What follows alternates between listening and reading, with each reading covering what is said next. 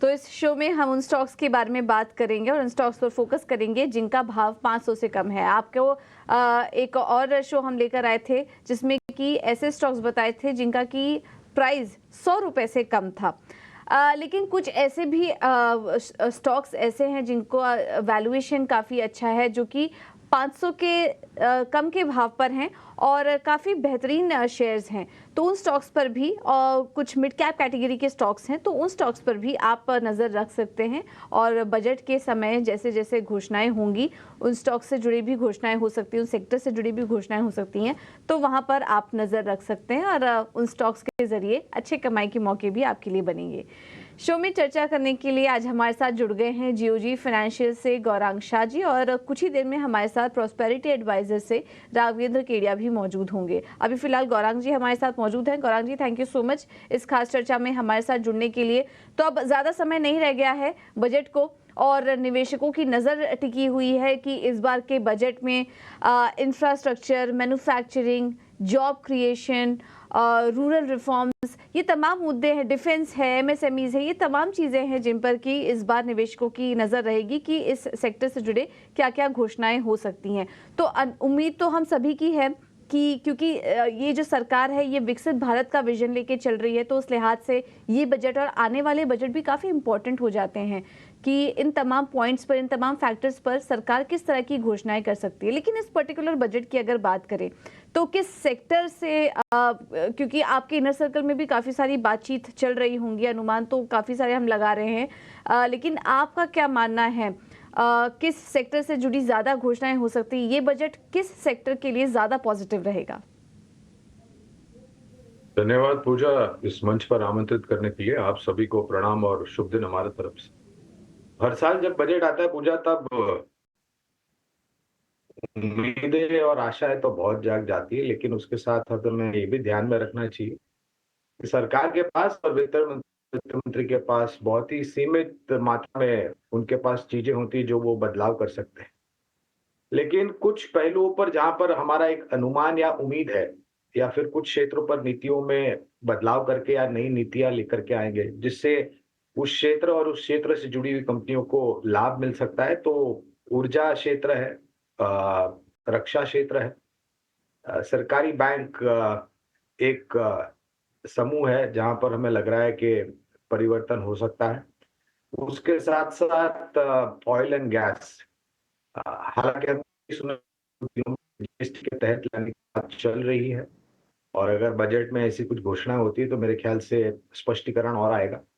इसके साथ साथ देश के विकास को आगे बढ़ाने के लिए, रोजगार खड़ा करने के लिए और आम आदमी का जीवन स्तर और भी बेहतरीन बनाने के लिए, खपत को बढ़ावा देते हुए लोगों के हाथों में रुपया और हो ताकि वो खर्च कर सके, तो ये सब पहलू है जहां पर हमारी नजर है। लेकिन मैं ये भी मानता हूं कि वित्तीय अनुशासन भी ध्यान में रहेगा माननीय वित्त मंत्री जी की तरफ से।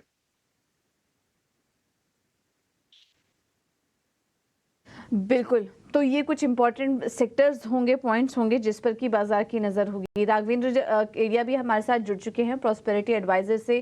राघवेंद्र जी, आपसे भी जानना चाहेंगे, सेम क्वेश्चन होगा कि कौन-कौन से सेक्टर्स आप एक्सपेक्ट कर रहे हैं कि घोषणाएं ज़्यादा आ सकती हैं, और कुल मिला के किस तरह के पॉइंट्स, किस तरह की कमेंट्री आप सुनना चाहेंगे इस बजट में, जिसके बाद की निवेशक है कि हाँ, ये बजट काफ़ी अच्छा रहा बाजार के लिए? गुड आफ्टरनून ईटीन और स्वदेश टीम। गुड आफ्टरनून पूजा जी। हमें लगता है सेक्टर स्पेसिफिक तो आई टेक सेकंड पार्ट।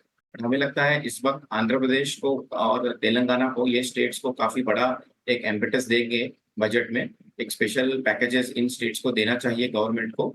जिस तरह से कोलिशन गवर्नमेंट बनी है, तो वहाँ की कंपनीज को थोड़ा फोकस में रख सकते हैं।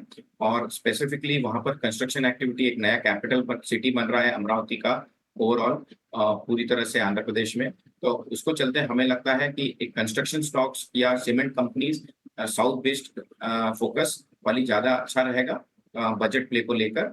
और सेकंड सेक्टर हमें लगता है टेक्सटाइल इंडस्ट्री, जो कि एम्प्लॉयमेंट बेसिस पे सबसे ज्यादा बूस्ट देती है इन टर्म्स ऑफ पर 1 करोड़ रुपये ऑफ इन्वेस्टमेंट। 70 लोगों को ये रोजगार देते हैं। तो एक टेक्सटाइल सेक्टर पे बड़ा incentive, shops, export policy, shops आ सकते हैं। तो ये सेक्टर फोकस में रहेगा बजट पे। और इन टर्म्स ऑफ एक्सपेक्टेशंस हमें लगता है गवर्नमेंट ने एक रिफॉर्मिस्ट बजट करना चाहिए। इलेक्शन में जो थोड़ा सा उनको धक्का लगा है उसको चलते पॉपुलिस्ट बजट या सब्सिडीज या ओवरऑल कम करके एक फिजिकल को फोकस में रख के अपने पॉपुलिस्ट बजट को नहीं रखते हुए रिफॉर्मिस्ट बजट करना चाहिए। ये हमारी एक्सपेक्टेशन रहेगी फाइनेंस मिनिस्टर निर्मला सीतारमण जी से। बिल्कुल। तो रिफॉर्म पर फोकस होना चाहिए, इस सरकार का जॉब क्रिएशन पर फोकस होनी चाहिए और जो अनाउंसमेंट एक्सपेक्टेड है इस बार के बजट से, क्योंकि गठबंधन की भी सरकार थी तो इस बार अनुमान किया जा रहा है कि आंध्र प्रदेश, तेलंगाना जैसे स्टेट्स के लिए कुछ बड़ी घोषणाएं हो सकती हैं। इसके अलावा सीमेंट सेक्टर से जुड़ी कुछ घोषणाएं हो सकती हैं। टेक्सटाइल को काफ़ी कुछ मिल सकता है इस बार के बजट में, क्योंकि ये जो बजट होगा उसमें जॉब क्रिएशन पर भी काफ़ी ज़्यादा फोकस रहेगा। तो ये तमाम घोषणाएं हैं जो इस बार सरकार कर सकती है। चलिए, उम्मीदें तो काफ़ी सारी हैं, लेकिन ऐसे में आपके लिए कमाई के मौके नहीं छूटने चाहिए, क्योंकि बजट में हम देखेंगे कि मार्केट में भी काफ़ी ज़्यादा एक्शन ऑलरेडी हम देख ही रहे हैं कि स्टॉक स्पेसिफिक एक्शन भरपूर दिखाई दे रहा है और बजट आते आते ये एक्शन और बढ़ेगा। लेकिन ऐसे में भी आपको सिलेक्टेड रणनीति बनानी है और हम ऐसे में आपके लिए ऐसे स्टॉक्स चुनकर लाए हैं जो कि अफोर्डेबल हैं। 500 से कम वाले जो स्टॉक्स हैं, 500 के भाव से जो कम वाले स्टॉक्स हैं जो कि आपके बजट में हैं, उन पर इस खास पेशकश में हमारा फोकस रहेगा। तो गौरांग जी, सबसे पहले आपसे शुरुआत करेंगे। आप बताइए, आपकी तरफ से पहला स्टॉक कौन सा होगा? स्टॉक्स पर जाने से पहले अनिवार्य होगा हमारी तरफ से कहना कि जो कंपनी है, जो प्रयास हमने किया है आज के शो में, वो ज्यादातर चयन किया है सरकारी कंपनियों का। और ये जो लक्ष्यांक की हम बात कर रहे हैं, ये अनुमानित लक्ष्यांक है, नीतियों को ध्यान में रखते हुए और आने वाले भविष्य में जो नतीजे आएंगे उनके ध्यान में हुए, और ये लंबी अवधि के लिए है। ये केवल मात्र 1 हफ्ते, 1 महीने या 3 महीने के लिए नहीं है, ये लंबी अवधि के लिए। और लंबी अवधि का मतलब होता है कि 12 महीने से ज्यादा, यानी कि 1 डेढ़ साल से ज्यादा की समय सीमा अनिवार्य होगा। पहला क्षेत्र जो पहली कंपनी सरकारी और क्षेत्र जो हमने चुना है वो है ऊर्जा उत्पादन और ऊर्जा वितरीकरण।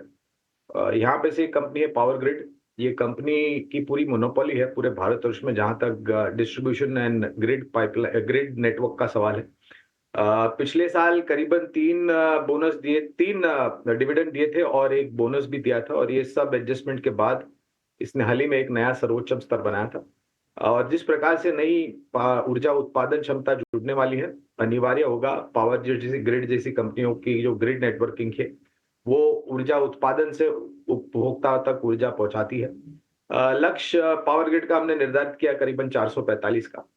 ये अनुमानित लक्ष्यांक है, नतीजों और नीतियों को ध्यान में रखते हुए। बिल्कुल। तो नतीजों को ध्यान में रखते हुए ये 445 का लक्ष्य आपको दिया जा रहा है। ध्यान रखिएगा कि ये जो हम आपको स्टॉक सुझा रहे हैं ये इन्वेस्टमेंट पर्पस से है, इसका आप ध्यान रखिए। और अगले 1 साल के लिए अगर आप पावर ग्रिड पर निवेश करते हैं तो 445 तक का लक्ष्य यहाँ पर देखने को मिल सकता है, क्योंकि इस बार के बजट में पावर सेक्टर ये काफ़ी फोकस में रहेगा। एनर्जी सेक्टर से जुड़े रिफॉर्म्स फोकस में रहेंगे, क्योंकि हम देख रहे हैं कि पावर डिमांड अभी जब समर सीजन भी चल रहा था, गर्मी के दौरान भी पावर डिमांड अपने पीक पर पहुंच चुकी थी और आगे त्योहारी सीजन की भी शुरुआत होगी और ये डिमांड आगे बढ़ती हुई नजर आएगी। तो क्लाइमेटिक चेंज को देखते हुए पावर डिमांड भी आगे बढ़त होगी, और ऐसे में जो बड़े बेनिफिशरीज हैं इसमें पावर ग्रिड जैसी कंपनियों को काफ़ी फायदा होगा। इस सेक्टर से जुड़ी घोषणाएं होती है तो इसे आप अपने रडार में रख सकते हैं। राघवेंद्र जी, अब आपके पास आएंगे, आपकी तरफ से अगला स्टॉक कौन सा होगा?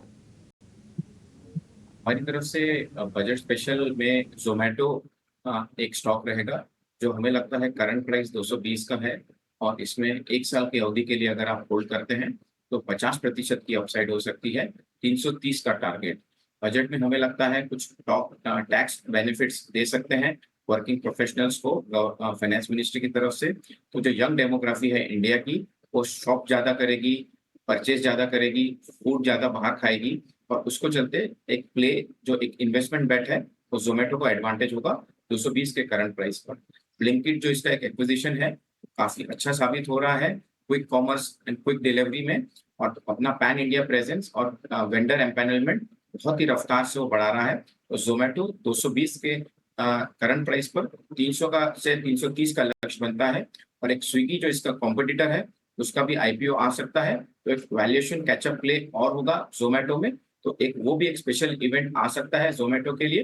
तो इसमें 50% की अपसाइड संभव है करंट प्राइस को लेके। 1 साल की अवधि के लिए जोमेटो हमारा पहला पिक रहेगा। तो वैल्यूएशन स्विगी का जो आईपीओ आएगा उससे आगे और भी ये तेजी देखने को मिल सकती है, वैल्यूएशन कैचअप होगा। और इसके अलावा इस बार सरकार की तरफ से अगर ऐसी कुछ अनाउंसमेंट होती है जिससे कि अभी जैसा कि राघवेंद्र जी बताए थे, डिस्पोजेबल इनकम बढ़ सकती है, यंग पॉपुलेशन के पास डिस्पोजेबल इनकम ज़्यादा आएगी, तो इससे जोमेटो जैसी कंपनियों को भी फ़ायदा होगा। 220 के पास है, ट्रैक्टर लेवल्स पर है, यहाँ पर आप खरीदारी करके चलते हैं तो 300 तक के टारगेट्स के लिए 300 तक के टारगेट्स यहाँ पर आपको देखने को मिल सकता है। तो जोमेटो होगा इस श्रेणी में अगला स्टॉक। अब तीसरे स्टॉक के लिए चलते हैं गौरांग जी के पास। गौरांग जी, आप बताइए आपकी तरफ से अगला स्टॉक कौन सा होगा? दूसरा क्षेत्र जो हमने चयन किया है वो है रक्षा क्षेत्र, पूजा। और पिछले 4-5 सालों में जब से एफडीआई इन डिफेंस की नीतियों को लागू किया गया, तब से लेकर के आजकल, और कल भी एक रिपोर्ट आई थी, जिस मात्रा में हमारी क्षमता है स्थानीय ऑर्डर्स को एग्जीक्यूट करने की, और इससे बड़ी जो एक्सपोर्ट मार्केट है वहां भी बहुत बड़ी अपॉर्चुनिटी। बीएल आधुनिक वॉरफेयर टेक्नोलॉजी वाली कंपनी है और मिसाइल्स बनाती है अलग अलग प्रकार के, surface to surface, surface to air, air to surface. और हाल ही में इन्हें एक बीपीआर मिसाइल यानी कि बियॉन्ड विजुअल रेंज मिसाइल, जो कि हमारे लाइट कॉम्बैक्ट एयरक्राफ्ट तेजस है, लड़ाकू विमान, उस पर फिट किया जाएगा। और ये बहुत ही आधुनिक टेक्नोलॉजी है। इसके साथ साथ जिस प्रकार से इन्होंने को ऑर्डर मिला है, ऑर्डर बुक को एग्जीक्यूट करते हुए हमें लग रहा है कि आने वाले नतीजों में एक शानदार रुझान देखने मिलेगा। लंबी अवधि के लिए अनुमानित लक्ष्यांक 410 के निर्धारित किए। ठीक है, तो 410 के लक्ष्य आ सकते हैं बीईएल में। ये एक रिकमेंडेशन यहाँ पर गौरांग जी की तरफ से। डिफेंस स्पेस पर स्वदेशीकरण पर सरकार काफ़ी समय से वोकल रही है, और पिछले बजट में भी हमने देखा था कि बड़ा आवंटन हुआ था। इस बार वहाँ पर बजट आवंटन और आ सकता है डिफेंस सेक्टर के लिए, और ऐसे में हमने देखा कि पिछले पूरे साल में ये डिफेंस कंपनियाँ भागी भी बहुत हैं। करीब करीब 90% से ज़्यादा की तेज़ी डिफेंस स्टॉक्स दिखा चुके हैं, और ऐसे में अभी भी मौके दिखाई दे रहे हैं बीएल जैसी कंपनियों में। अगले 1 साल के लिए अगर आप रखते हैं इसको अपने पास, तो 410 तक के लेवल्स आ सकते हैं। कंपनी के फंडामेंटल्स भी काफ़ी स्ट्रॉन्ग है, जैसा कि अभी गौरांग जी बता भी रहे थे, ऑर्डर बुक मजबूत है, तो इस पर आप नज़र रखिए। 330 के पास है अभी ये स्टॉक, और 410 के लक्ष्य के लिए आप यहाँ पर खरीदारी करके चल सकते हैं। राघवेंद्र जी, अब आपके पास आएंगे, आपकी तरफ से अगला स्टॉक कौन सा होगा? पूजा जी, हमारी तरफ से अगला स्टॉक रहेगा Bharat heavy electrical limited, BHEL. BHEL का करंट प्राइस तकरीबन 325 का है और 325-330 का है, और हमें लगता है इसमें अभी भी 30% की अपसाइड है 1 साल की अवधि के लिए। लक्ष्य 415। जो कोयले से बिजली बनती है, थर्मल पावर, उसमें उसका जो पावर प्लांट सेटअप होता है, वो सेटअप करने में बीएचईएल का एक तरह से मोनोपोली है। तो जैसे जैसे इंडिया का पावर डिमांड बढ़ेगा, पावर के नए प्लांट सेटअप होंगे, और उसमें बीएचईएल की ऑर्डर बुक हमेशा रोबोस्ट रहेगी।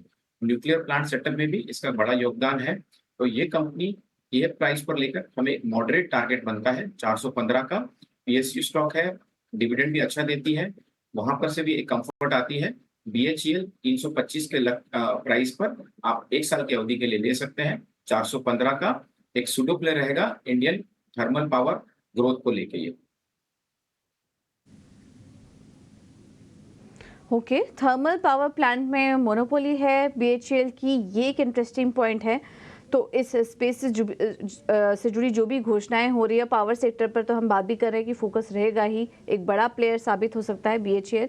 और न्यूक्लियर पावर प्लांट भी लगाएगा सरकार की फोकस के कारण, ये भी एक बड़ा ट्रिगर है कंपनी के लिए। और अगर मौजूदा स्तर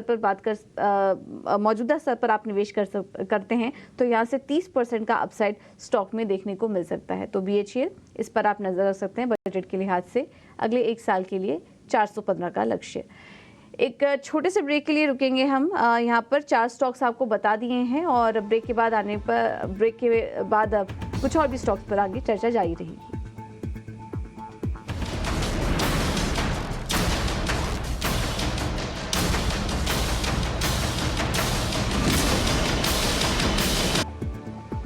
ब्रेक के बाद आपका स्वागत है और चलिए अब इस चर्चा को आगे बढ़ाते हैं। ब्रेक में जाने से पहले हमने आपको 4 स्टॉक्स बताए थे, जिसमें कि पावर ग्रिड, बीईएल, जोमेटो और बीएचईएल, ये 4 स्टॉक्स हमने आपके सामने रखे। चलिए अब इस चर्चा को आगे बढ़ाएंगे। गौरांग जी, आपके पास वापस आएंगे, बताइए आपकी तरफ से अगला रिकमेंडेशन क्या होगा। तो अब हम रुख करेंगे सरकारी बैंकों की तरफ। और जिस प्रकार से पूजा पिछले कुछ सालों में जो समीकरण सरकारी बैंकों का हुआ, विलय हुआ और थोड़ा बहुत दबाव देखने मिला था, लेकिन अब वो विलय अपना रंग बैलेंस शीट पर दिखा रही है और सुधार हम निरंतर होते हुए देख रहे हैं। ग्रॉस नेट एनपीए में नीचे के तरफ के आंकड़े, जो प्रोविजन के आंकड़े दिए गए थे, वो अब फिर से बैलेंस शीट पर लौट के आ रहे हैं, जिससे बैलेंस शीट और मजबूत हो रही है। और लोन बुक ग्रोथ को लेकर के हमारा अनुमान ये कह रहा है कि ऋण की मांग यानी कि क्रेडिट डिमांड जो है वो निरंतर यहाँ से बढ़ती हुई दिखाई देगी। ब्याज दरें स्थिर है, शायद महंगाई दर नीचे आ गई तो ब्याज दरों में कटौती भी आते हुए दिखेगी। PNB, Punjab national bank, PNB इसको हमने पसंद किया है। और अच्छी बात ये पूजा के पिछले वित्तीय वर्ष यानी कि वित्तीय वर्ष 2024 में जो आखिर के 2 नतीजे आए, तीसरी तिमाही और चौथी तिमाही के, उसमें बहुत बड़ा सुधार होते हुए दिखा। 190 के लक्ष्यांक पीएनबी पर लंबी अवधि के लिए अनुमानित आने वाले भविष्य में जो नतीजे आएंगे उसके आधार पर 190 के लक्ष्यांक निर्धारित किए।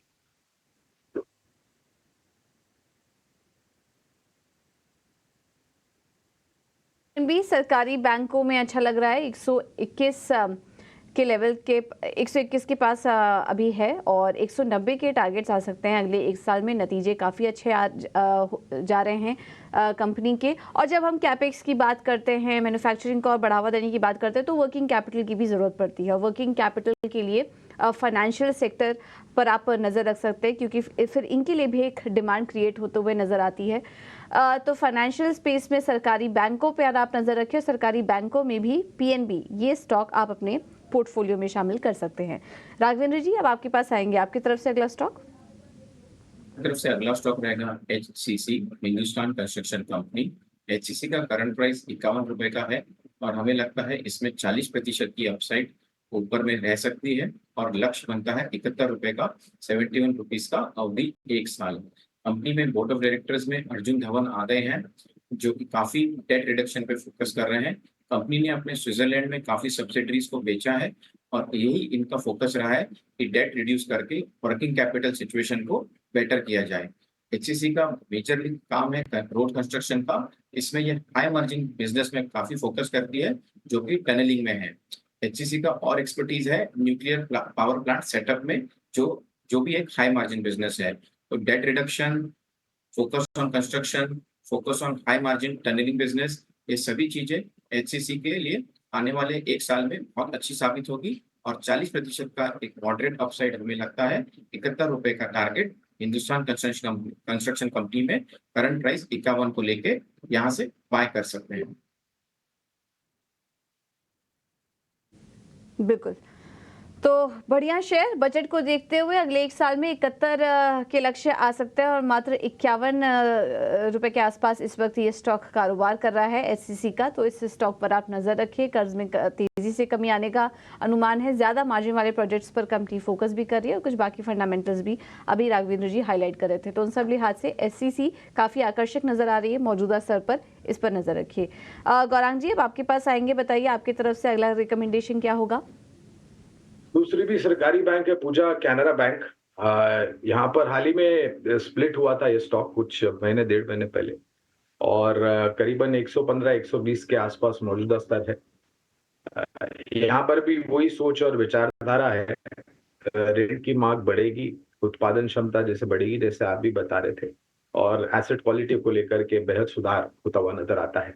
180 के लक्ष्यांक कैनरा बैंक में निर्धारित किया अनुमानित आने वाली तिमाही नतीजों को ध्यान में रखते हुए। ठीक है, तो 2 बैंकिंग स्टॉक सरकारी बैंकिंग स्पेस से आपको सुझाई गई, पीएनबी और कैनरा बैंक, गौरांग जी की तरफ से, इस पर आप नजर रखिए। राघवेंद्र जी, आपका अगला स्टॉक कौन सा होगा। हमारा अगला स्टॉक रहेगा टोटेम, जिसका नाम है Fox precision tools and machine parts limited. ये कंपनी हाल ही बहुत रिसेंटली फोक्स कंपनी से डीमर्ज हुई है, तो इसका कवरेज बहुत कम है और हमें लगता है ये स्टॉक का करंट प्राइस 378 का है और 1 साल की अवधि के लिए रखेंगे तो 50% का अपसाइड इसमें बन सकता है। जो टोटेम ब्रांड है उसका ड्रिलिंग और बाकी प्रिसीजन टूल्स में ऑल इंडिया में बहुत पॉपुलर ब्रांड है और हाईएस्ट सेलिंग ब्रांड है। और कंपनी का मैनेजमेंट शाहपुर जी पालन जी ग्रुप का है। और एक सबसे अच्छी बात इस कंपनी की है कि इसके डेट लेवल्स ऑलमोस्ट 0 है। तो अगर कैश इज किंग की थीम को अगर पकड़ा जाए तो ये स्टॉक फोर्ब्स प्रिसीजन काफी अच्छा करेगा और हमें लगता है 380 के करंट प्राइस पर बाय कर सकते हैं। 570 का टारगेट बनता है जो कि 50% का अपसाइड होगा 1 साल की अवधि के लिए। ये stock Forbes precision and machine tools limited, जिसका टिकर है टोटेम, TOTEM। ओके, तो टिकर नेम भी बता दिया, टोटेम फोर्ब्स प्रिसीजन के नाम से है। अगर आप इंटरेस्टिंग कंपनी आइडेंटिफाई किया है राघवेंद्र जी ने, इस पर भी आप नजर रख सकते हैं 570 के लक्ष्य के लिए। गौरांग जी, आपकी तरफ से अगला और आखिरी स्टॉक। तो आखिरी क्षेत्र जो हमने पसंद किया है वो ऑयल मार्केटिंग कंपनीज का है। इंडियन ऑयल कॉर्पोरेशन को हमने पसंद किया है। हाल ही में काफी सारी खबरें आ रही हैं पूजा, जीएसटी के तहत पेट्रोल, डीजल, एलपीजी वगैरह को लाने के लिए। और अगर बजट में स्पष्टीकरण माननीय वित्त मंत्री जी देती हैं तो मेरे ख्याल से ये अनिवार्य होगा। और जिस प्रकार से लगातार बड़े डिविडेंड भी सरकारी कंपनियां देती हैं, खास करके ऑयल मार्केटिंग कंपनीज, तो अगर डिविडेंड पे आउट रेशियो भी दिखने जाए तो वहां पर भी अच्छी लगती है। और जो परिवर्तन हम देख रहे हैं सरकार की तरफ से, जो इंपोर्ट होता है कच्चे तेल का, वहां पर जो नीतियां लागू की है वो भी सकारात्मक साबित हो रही है। 210 के लक्ष्यांक लंबी अवधि के लिए आईओसी यानी कि इंडियन ऑयल कॉर्पोरेशन पर अनुमानित निर्धारित की। इंटरेस्टिंग। आईओसी हम देख रहे हैं कि हाल फिलहाल काफ़ी सारे हमारे फंडा एक्सपर्ट इस स्टॉक को हाईलाइट कर रहे हैं। ज़रूर नज़र रखिए आईओसी पर। और गौरांग जी ने यहाँ पर 210 का लक्ष्य दिया है अगले 1 साल की अवधि के लिए। राघवेंद्र जी, आपकी तरफ से आज का आखिरी स्टॉक। हमारा बजट स्पेशल में आखिरी स्टॉक रहेगा JSW इंफ्रास्ट्रक्चर। ये company port handling, cargo handling और ओवरऑल लॉजिस्टिक्स में फोकस करती है। कंपनी का मैनेजमेंट, कंपनी प्रमोटर सज्जन जिंदल ग्रुप की कंपनी है। और इनकी अगर आप बाकी कंपनीज देखेंगे JSW ग्रुप की, तो उसमें शेयर होल्डर्स को बहुत बड़ा अपसाइड मिला है। एक वेल्थ क्रिएटर ग्रुप रही है। तो JSW एनर्जी देखेंगे या JSW स्टील देखेंगे तो हमें लगता है JSW इंफ्रा का भी वैसा ही ट्रैक रिकॉर्ड रहेगा। हिस्ट्री विल रिपीट इटसेल्फ और मिस्टर सज्जन जिंदल ग्रुप लेड कंपनी वापस से शेयर होल्डर्स को बहुत बड़ा वेल्थ क्रिएट करके देगी। जैसे जैसे इंडिया $5 ट्रिलियन इकोनॉमी की तरफ मूव होगा, 3rd लार्जेस्ट GDP की तरफ मूव होगा, तो पोर्ट इंफ्रास्ट्रक्चर में बहुत बड़ा बूस्ट और फोकस रहेगा। उसको चलते JSW इंफ्रास्ट्रक्चर 345 के करंट प्राइस पर बाय कर सकते हैं। 45% का अपसाइड, 500 का लक्ष्य 1 साल की अवधि में। ये स्टॉक मैनेजमेंट का ट्रैक रिकॉर्ड रहा है वेल्थ क्रिएशन का, और वो ट्रैक रिकॉर्ड पर हमें लगता है इस स्टॉक को लेके भी, JSW इंफ्रास्ट्रक्चर को लेके भी मिस्टर सज्जन जिंदल ग्रुप खरा उतरेगा। तो ये यहाँ से बाय कर सकते हैं। ऑलराइट, JSW इंफ्रा 1 साल के लिए 500 का लक्ष्य। गौरांग जी, राघवेंद्र जी, आप दोनों ही मेहमानों का बहुत बहुत धन्यवाद इस खास चर्चा में हमारे दर्शकों के लिए। 500 से कम भाव वाले स्टॉक्स आपने इतनी मेहनत करके, इतना रिसर्च करके आइडेंटिफाई किया। बहुत बहुत धन्यवाद इस रिसर्च के लिए। चलिए, फिलहाल इस शो में इतना ही। कुछ 10 स्टॉक्स का पोर्टफोलियो आपके लिए तैयार है और इसमें आप निवेश करिए। हम उम्मीद करते हैं कि आपको इसमें अच्छा मुनाफा ये सभी स्टॉक्स कमा के दे। इसी नोट के साथ मुझे दीजिए इजाज़त। नमस्कार।